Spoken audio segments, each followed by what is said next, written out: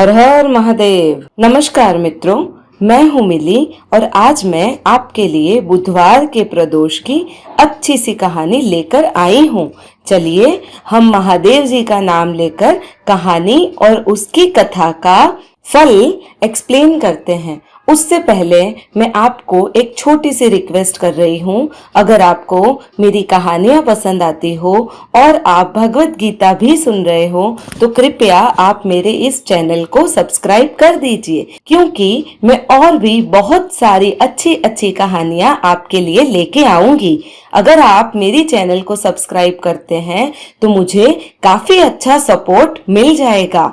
चलिए हम बुधवार के प्रदोष की कहानी शुरू करते हैं। कहानी शुरू करने से पहले उसका क्या फल मिलता है, चलिए वो भी देखते हैं। बुधवार के दिन जब त्रयोदशी आती है उसे बुध प्रदोष कहते हैं। इस दिन महादेव के साथ साथ माता पार्वती एवं गणेश और कार्तिकेय भगवान की भी पूजा की जाती है। जो व्यक्ति बुधवार के प्रदोष का व्रत करता है उसके परिवार में सदैव सुख और शांति बनी रहती है। साथ ही शिवजी पूरे परिवार के आशीर्वाद भी हमें प्राप्त होते हैं। इस दिन गायों को घास खिलाने से परिवार के सभी बच्चे अच्छा स्वास्थ्य पाते हैं और आज के दिन अगर कन्याओं को हरी वस्तुएं दान दी जाए तो हमारा सौभाग्य अमर रहता है। चलिए प्रदोष की कहानी सुनते हैं। एक पति पत्नी का जोड़ा था और उनको शादी किए हुए अभी सिर्फ 2-4 दिन ही हुए थे।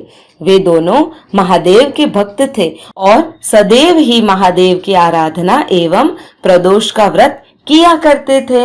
एक दिन पत्नी के मायके से बुलावा आया और वह अपने भाई के साथ मायके चली गई।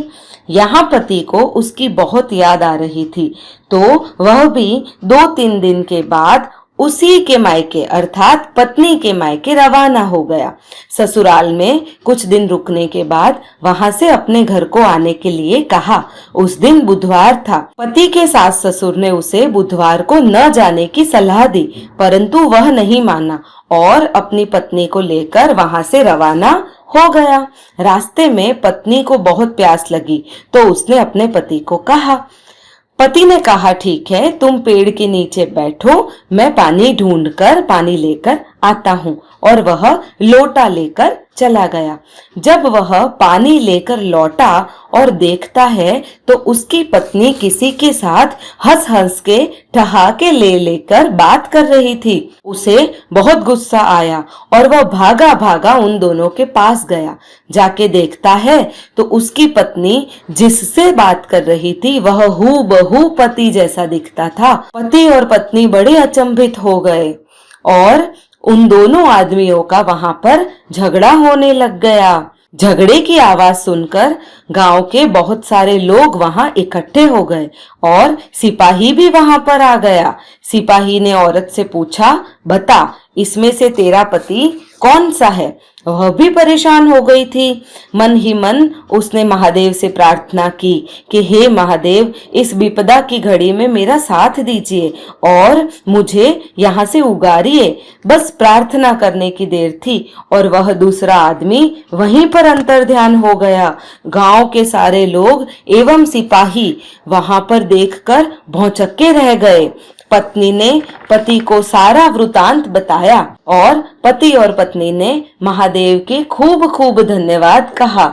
साथ ही में गांव के शिव मंदिर में जाकर पूजा की, गायों को घास खिलाया, आसपास जो छोटी कन्याएं थी उन्हें हरी चूड़ियां दी। इस दिन जो भी यह कथा सुनता है उसका कभी अपने पति अथवा पत्नी से वियोग नहीं होता है। उनका जोड़ा हमेशा बना रहता है।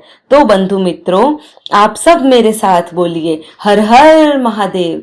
जिस तरह से महादेव की कृपा इन पति पत्नी पे रही, हे महादेव आप हम सब पे अपनी कृपा सदैव बनाए रखना।